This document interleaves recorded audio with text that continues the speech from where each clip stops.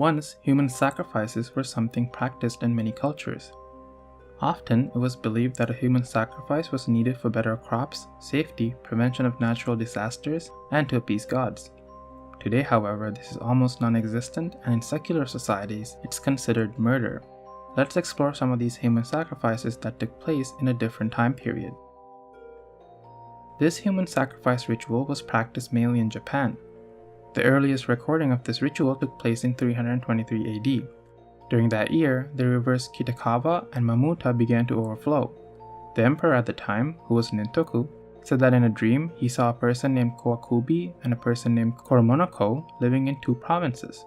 If they were sacrificed to the deities of the two rivers, then the construction of an embankment to stop the overflow would easily be achieved. Unfortunately, two people by those names actually lived on those two provinces.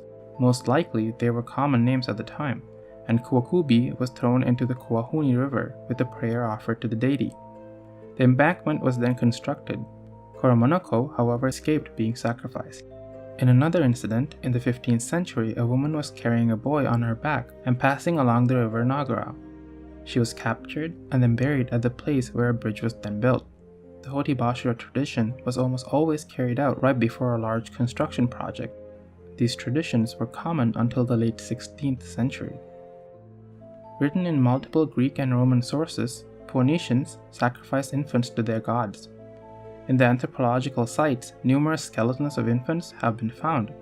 In a child cemetery, archaeologists found over 20,000 urns filled with skeletal remains.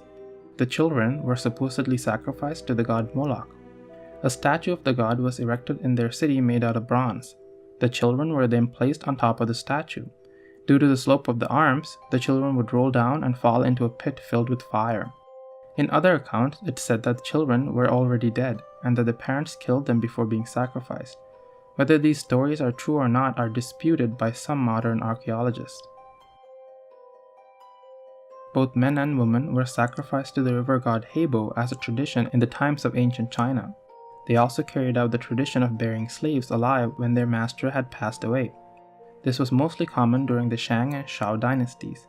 It was believed that when a slave was sacrificed, he or she would then provide companionship for the dead. In some instances, the victims were forced to commit suicide. Another instance recorded describes the funeral of Duke Wu. He was the 10th ruler of Qin, and when he died, 66 people were buried with him in 678 BCE.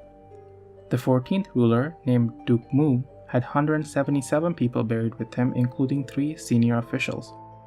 When the tomb of the 18th ruler was excavated, more than 186 victims were found buried within.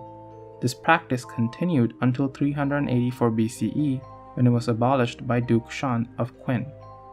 After the abolition, the practice became rare, though records show that in 1395, the Hongwu emperor of the Ming dynasty revived it when his second son died.